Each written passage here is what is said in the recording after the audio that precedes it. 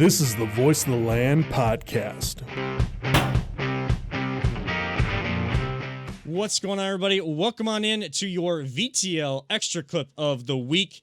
I'm one of your hosts, Kevin Arnold. Alongside me, as always, my brother, Nick Paulus, and our producer extraordinaire, behind the proverbial glass, Peter Tellep. We are partnered with Web Streaming Studio by LPV and NEO Sports Network and sponsored by DP Construction LLC. Check them out on Facebook for all their contact information. This week on our YouTube exclusive Extra clip of the week. Paulus, you brought this up, and I know that we all saw this, and we're big Ohio State fans. So apparently, on a conference call this week, and there's certain protocols, and I was actually listening to an interview that Bobby Carpenter, former linebacker of former Ohio State great, on the radio yesterday on the Really Big Show on 850 ESPN Cleveland was doing. And protocol on these is typically, you're very cordial to everyone. You let each person kind of speak, especially in this virtual world. It's kind of, you start to talk over someone on Zoom, right? The whole sound goes out. Like there's no sound. We know way too much about that. Yes. Right. Yeah, maybe a little bit. Well, there may be some Zoom elements coming as well for guests moving forward. But they're on the conference call, and Ryan Day is speaking. And Jim Harbaugh, who can't beat Ohio State at all, but 0-5. 0-5. And they thought he was going to be their savior over there and right. Alumni and everything. Let's put it this way. Like, them getting the only reason why they brought in Jim Harbaugh was to win against Ohio State. Yes. And he has yet to do that. Once again, 0-5. He does have a solid record against the other teams, but you're looking at like Rutgers. I mean, you're right. Maryland, like you're looking at Indiana. You're looking at those sister schools of the poor, basically, in the Big Ten. He can't beat anyone in the top 10. I think he's 1-11, against top 10 teams. So, I mean, just continue, please. Yes. You're right. These schools, especially Ohio State and that team up north, when they hire a coach, they're hiring a guy to try to beat that other school, like for the game. Jim Tressel even said it when he got brought out at that Ohio State basketball game. He said, in some odd days, we're going up to their place, and we're going to, because the focus is on that game, even though you got... The reason why Tressel was brought in was because Cooper couldn't win against right. them. And if Ohio State beats Michigan... Oop, I said that word. I mean, you guys can say the word. Yeah. I just can't, But Ohio State could lose every game. If they beat that team up north, it's a winning season. It's everything. Right. I mean, that's the game. So yes. And the fact that it's... Do you guys have any, before we get into that, any issue with it being the middle of the season, them putting it there? I was kind of hoping, because I figured that they were going to do that. I thought that they were going to put it elsewhere, not as the end of the game. I was hoping that it would have been the first week of the year. Oh, really? Wow. Because I want to kick their ass right off the start. And like, just kill their spirits right from the get-go. Like Jim Harbaugh probably would have lost his job halfway through the year, this coming up year, because he would have lost to Ohio State. Right. Like, I wanted to see that happen so bad. I wanted it to be the first game, opening night, and just demolish them. Yeah. Any issues with it, Peter? I always like it being the last game, just because it's that culmination of the season. Because you're going to go out a winner. Right. Well, really good chance, right? Yeah. I don't know. I like that. I just like the tradition of it that way. Yeah. So it's a little weird for me. I mean, I'll take it. Yeah. I'll differ with Nick about the first game, because sometimes I think Ohio State, would typically play a scrub team the first 2 weeks, 3 weeks of the season. Basically paying $2 million to a small school to whip their butt. I mean, sometimes we don't, but yeah, I always feel like that first game, Ohio State is still just kind of figuring gelling. things out. Yeah. So this is the thing, though.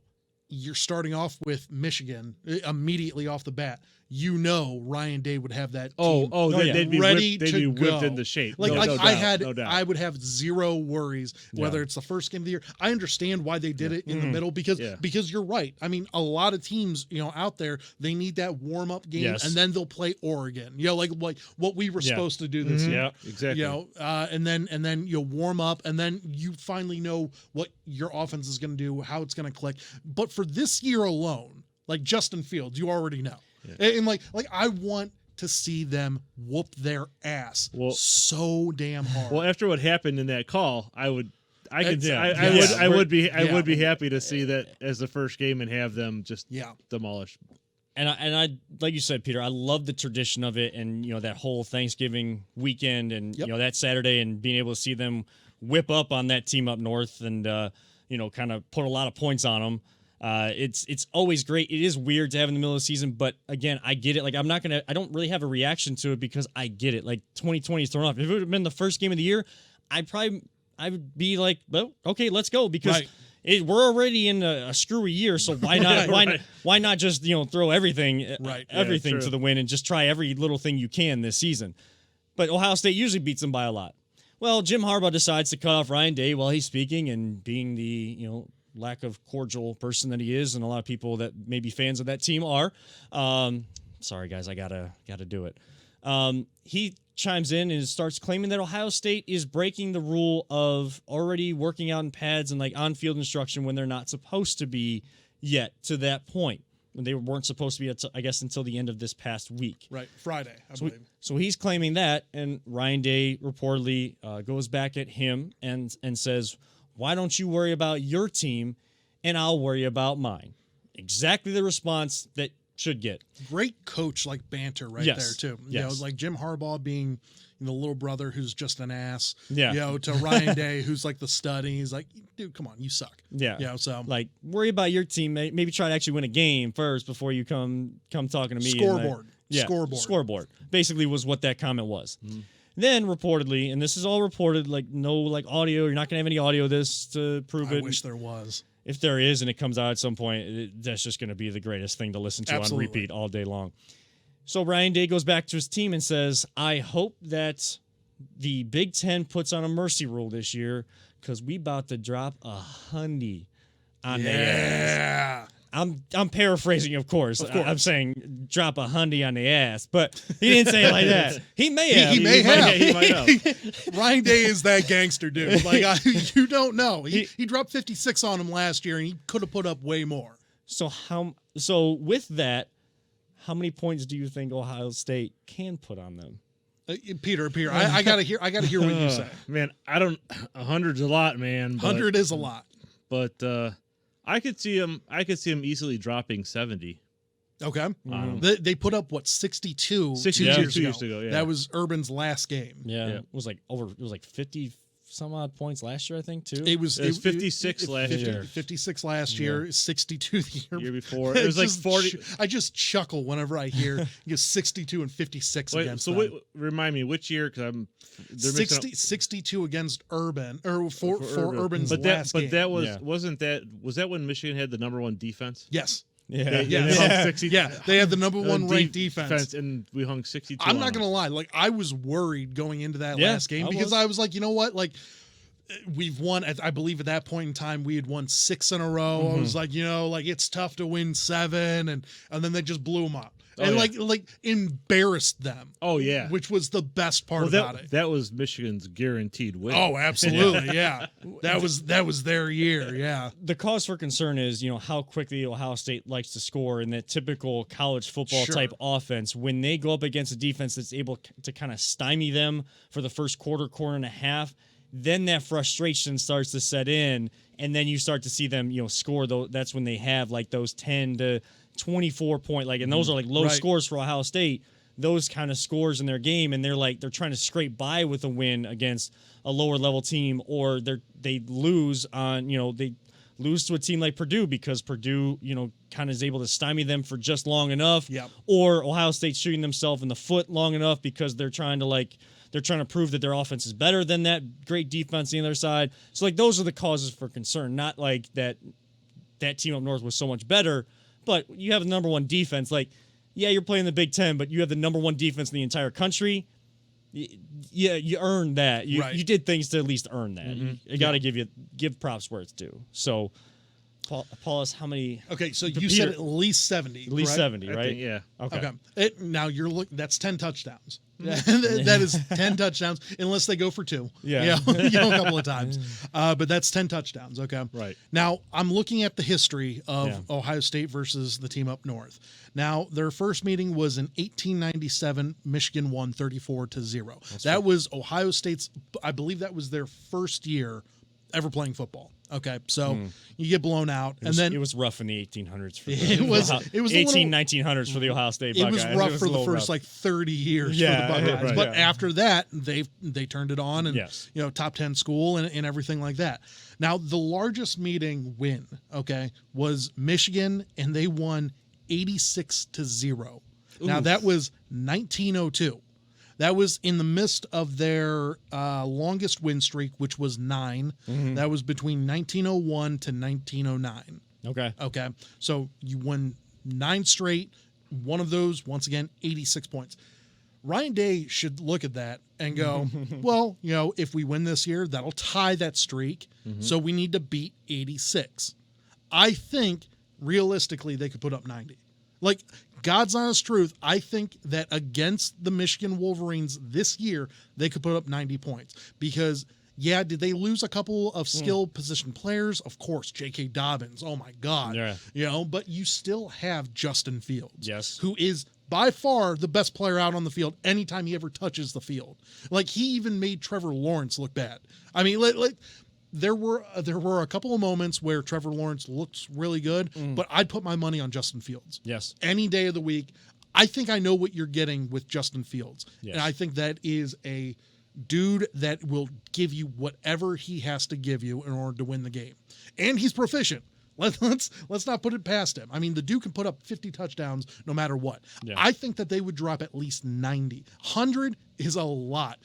I would put that game on repeat the rest of my life if they scored 100 points against them. But 90, realistically, I think you can get to 90. I think I'd have that playing at my funeral. Right. Oh, on a loop. On a loop. Just let it go the entire time. 90, though, I think can be done.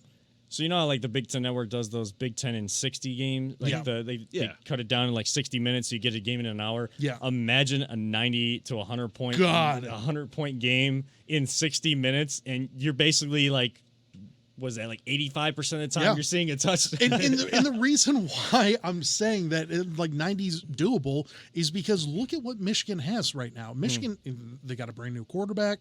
They don't have Donovan Peoples-Jones. They don't have their star people out there. Right. Once again, Shea Patterson's gone. He didn't even get drafted.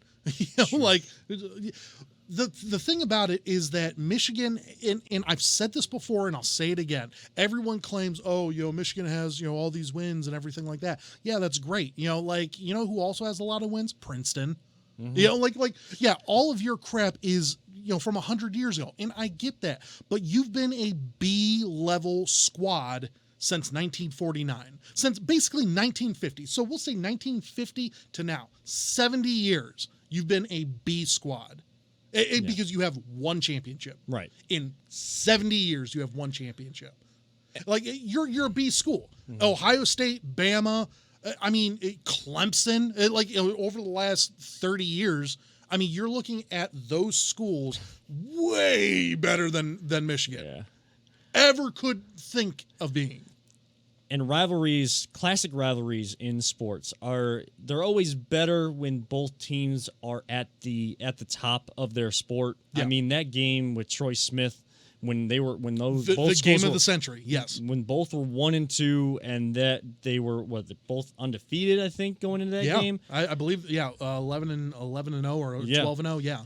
And that game just going back and forth and coming and ended up being 42-39, I believe the final score of that game was.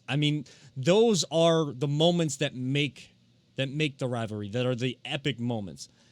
But you love when you're on a fan in that rivalry and your side kind of gets the edge for a certain stretch of time, and Ohio State's in that stretch over the last 20 years. I think that team up north maybe only won once or twice, I think, in that 20-year span. And it's fun. I think Ohio State could realistically put up 80 or 90 points because they would put the emphasis on doing that. Not just winning. The emphasis is on winning the whole time. You have that countdown clock. Ohio State football's Twitter put out a video where they edited it and they showed the clock changing from 142 days to 80 days, like that quick cut down because the new schedule that came out. Because the emphasis in that building is on winning, but it's mainly on winning that game. And it's developing a team throughout the season to win that game. You can win all you want, but if you go 11-0 up until that point, and that is your 12th game of the season, and you don't win that game, even if you get into the college football playoff still, it is still deemed a disappointing season because you didn't beat your rival. So, and Ohio State has that coaching staff and has the players. We talked about the Browns during the podcast today about how I'm not going to watch videos or pictures or listen to what they say and just believe it anymore because we get all hyped up and the product doesn't match. Ohio State's product matches what you see in the offseason anyways. Yeah. The product is the proof is on the field. Yeah. So seeing Justin Fields and seeing these guys all together and the work that they're putting in, the attention to detail, the willingness to take all the protocols so that they can have a season and putting that work in and being so into every little step of the process is just amazing to watch, and it's all leading to that game. And if they want to and they put the emphasis on it, they will drop 80 to 90 points in that game. They won't just win. They will demolish you. They will demoralize you. They will emasculate you in that game. I love the way you say that, by the way. Emasculate. They will take care of business in that way, especially if that side that hasn't won wants to try to claim that they're doing things wrong. Ohio State has won 17 out of the last 20 meetings against the team up north. They have won 15 out of the last 16 meetings against the team up north. They will win this year. Again, it's going to be at Ohio State. It's going to be without fans, most likely. So it's going to be weird. Yeah. But there's no doubt in my mind that Justin Fields is going to put on a show. And Justin Fields, by himself, could get this job done. And whenever you piss off Justin Fields, Justin Fields just had a comment, a couple weeks back. The only game he cares about playing is against Michigan. And I love that about him. Because this is the thing. Ohio State lives to play for this game, and it shows every freaking year. It shows that they are mentally and physically prepared tenfold over what Michigan is. And it's not, Ohio State could lose the game before and go, damn, we're going, but it doesn't matter. They go, you know what? New week, it's against our rival. Right. And they will crush your spirit. And I want Jim Harbaugh to get a lifetime contract. Mm-hmm. I don't want him to get fired.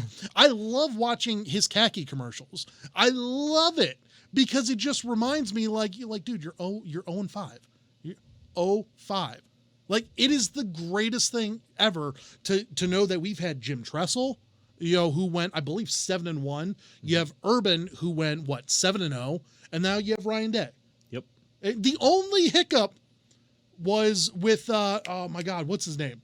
Defensive coordinator. He's now Fickell. Luke Fickell. Yeah. The only year, and that's whenever Tressel got let go. Yeah, it was all the sanctions, and that was a 6 and 7 year. That is.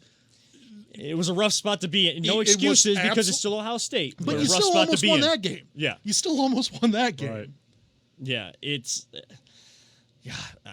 this team, Ohio State, if there is one criticism against Ohio State, it is maybe people may say the attention to detail on that game, maybe the reason why they lose to that low-level team like a Northwestern or a Purdue each year, because it's that one game that they let slip. For the most part, though, they're winning because guess what?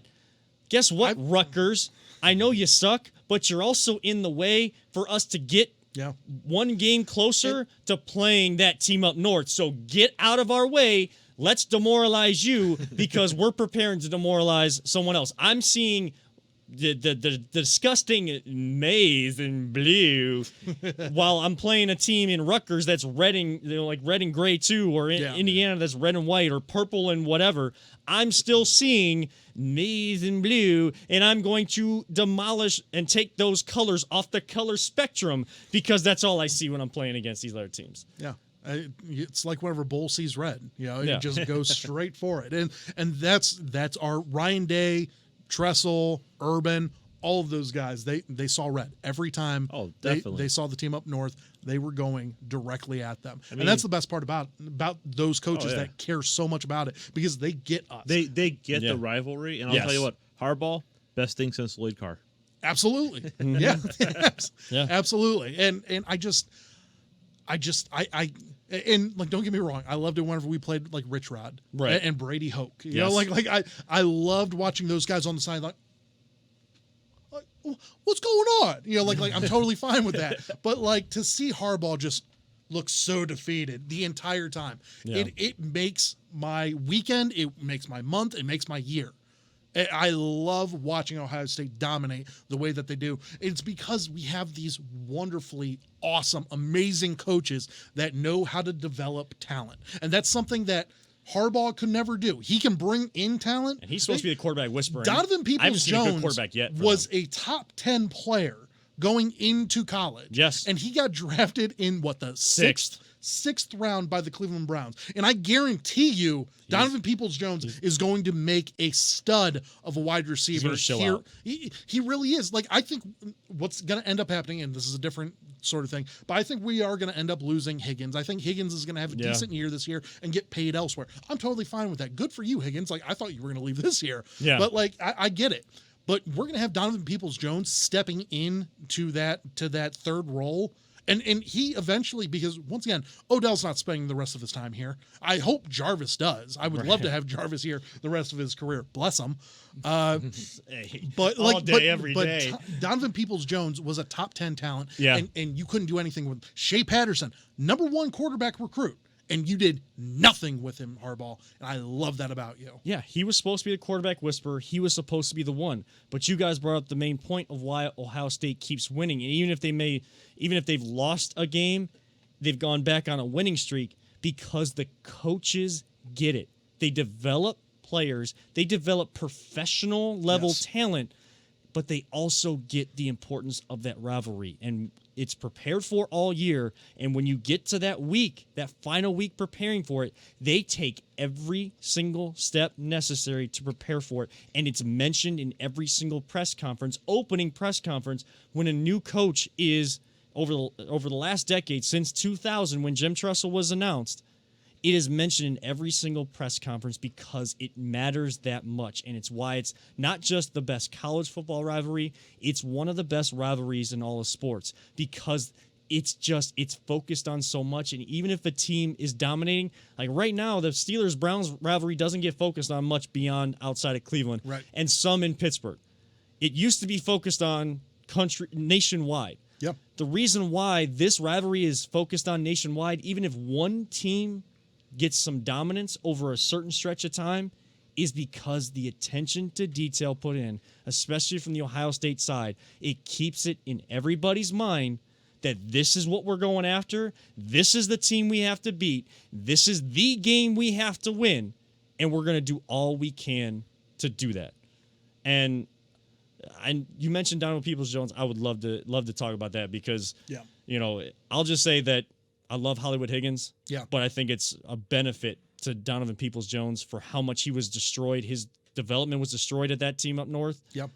That Higgins is here, so if Higgins ends up leaving, Peoples-Jones doesn't have the pressure to do it all this year. He can learn, develop, find his role, and then slide right in the next year once he understands the professional side of the game. We're going to keep him at the kick returner spot, probably punt returner as well, and just slide him into that slot role, that #3 role for the next couple of years probably. As much as I hate those players when they have that uniform on, you still have to respect and understand the talent that they have.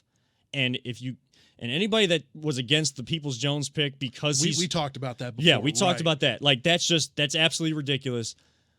I love to see when those players end up having success in the NFL because they lost all of their player development ability. They didn't get coached in college, but they still have that talent. They show out. Then they show that raw talent. Then they get developed and they have success in the league because, again, you can't deny talent. You can't just pick based on rivalries. It's just I'll like Donovan Peoples-Jones in brown and orange. If I see him wearing anything from with maize and blue on it, I'll push that picture to the side. Right. But it's Ohio State develops professionals. That team up north, players that come out of there, have to find professionalism themselves. And that is in a rivalry as big as this and as big as schools as Ohio State and that team up north are. That is so sad to see for some of that talent that they get up there, that they get thrown. They get thrown to the wolves. They get thrown to the side, and they have to figure it out for themselves. The good ones do, though, and that's a credit to them. God, I love Ohio State, man. It's so damn good. IO, baby.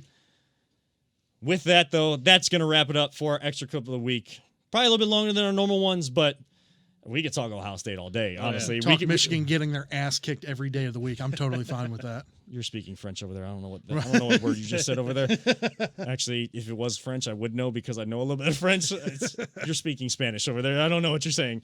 But for Nick Paulus and Peter Tellup, thank you so much for tuning in. Of course, hit that subscribe button, hit that like, comment below on this video. What do you think about this rivalry and how many points can Ohio State put up on that team up north this season? And what are your thoughts on it being in the middle of the season? Let us know in the comments below. Until next week, though, check out the main podcast we just recorded today on Google, Spotify, and Apple, and we'll have the full show somewhere if you search around here, maybe underneath on this video as well here on YouTube. Until next week, don't let anyone ever tell you it's just a game. We love you all 3,000. And OH, IO. See you next week.